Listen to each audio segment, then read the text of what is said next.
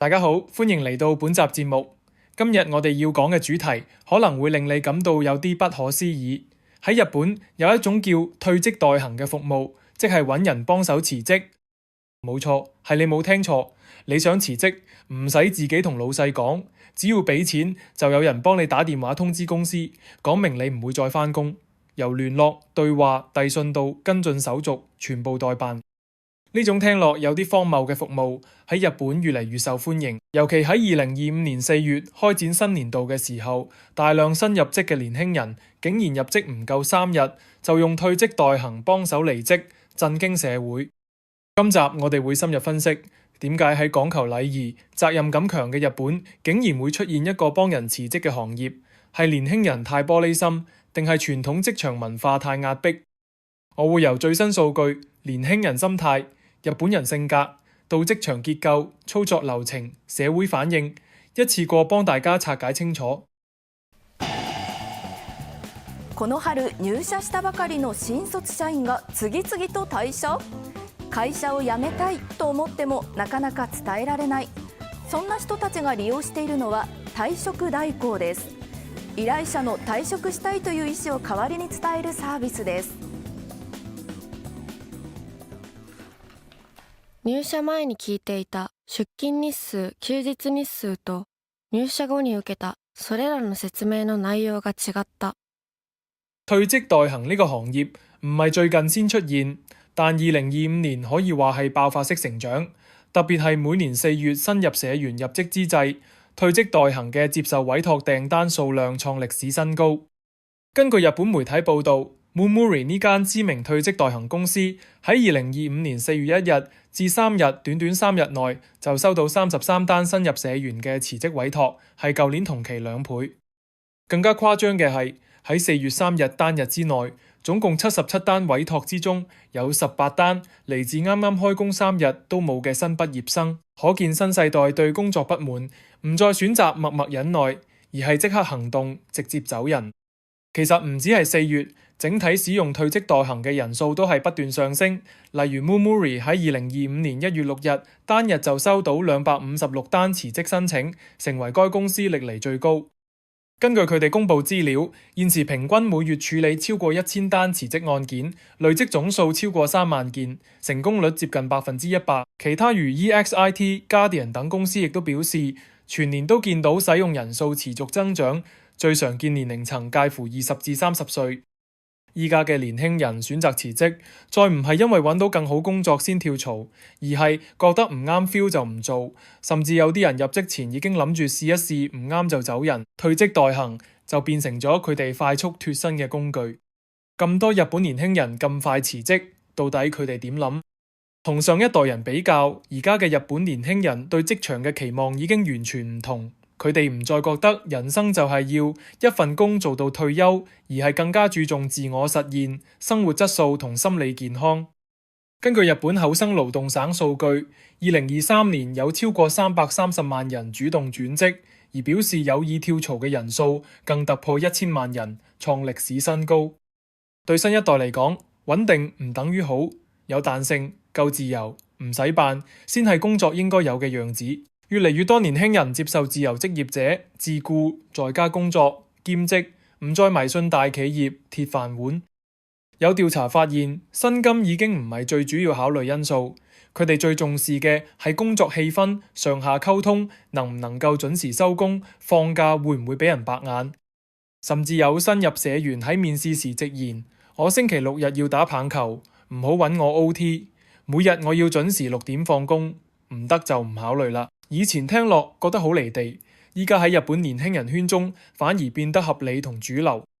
呢種價值觀轉變當然都源於社會變化，少子化令企業缺人難揾，長期經濟低迷令年輕人對公司冇歸屬感，加上疫情之後工作模式靈活化，都助長咗唔啱就走嘅氛圍。而退職代行就喺呢個背景下應運而生。講到退職代行受歡迎嘅原因，唔可以唔提日本人嘅性格文化。日本人普遍都非常重視人際和諧，講求唔好同人添麻煩，面對衝突嘅時候傾向逃避，而非正面應對。呢種性格令講出口辭職變成一件極大心理壓力嘅事。唔少日本上班族明明已經決定離職，卻因為唔知點樣開口，怕尷尬，怕老細黑面，怕拖累團隊，最終選擇拖延，默默忍耐。有啲人甚至出現焦慮、失眠、身體不適、患上抑鬱症等情緒困擾，但仍然開唔到個口。對於呢啲人嚟講，退職代行唔只係代勞，更係一種解脫。一位用過退職代行服務嘅年輕人曾經喺訪問中講：當我知道只要俾2萬幾yen就可以由第三方幫我通知公司，我即刻覺得成個人安樂晒。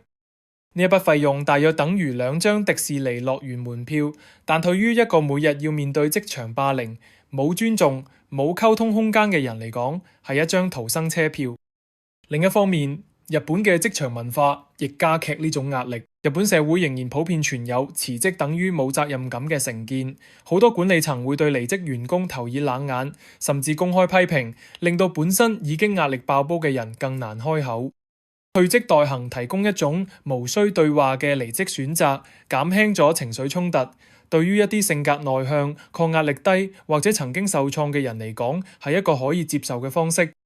從文化角度出發，我哋可以理解到日本人唔想麻煩人，唔識拒絕，重視群體和諧等性格特質，其實為退職代行呢類服務創造咗天然市場。退職代行會喺日本誕生，亦同當地職場文化有直接關係。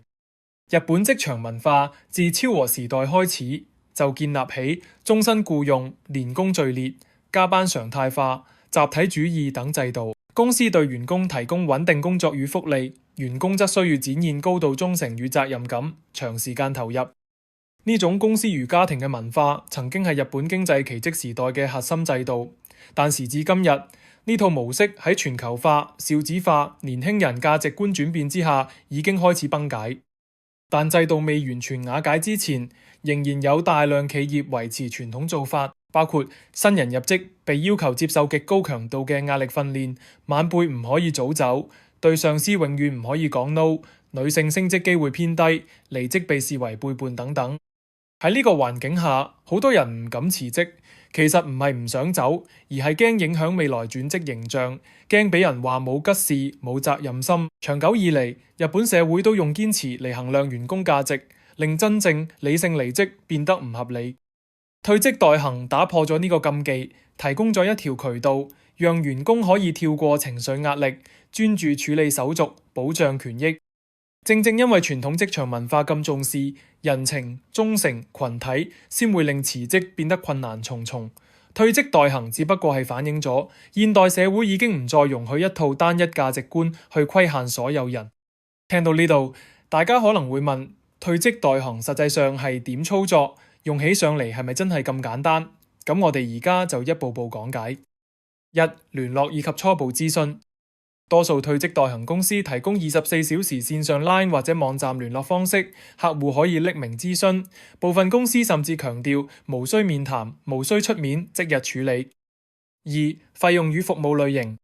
服務收費一般介乎2萬至5萬yen不等，正社員一般收3至5萬yen，兼職或者打工族則較平，大約1萬幾yen。有啲公司更提供後付款、唔成功唔收費、免費轉工介紹等附加服務。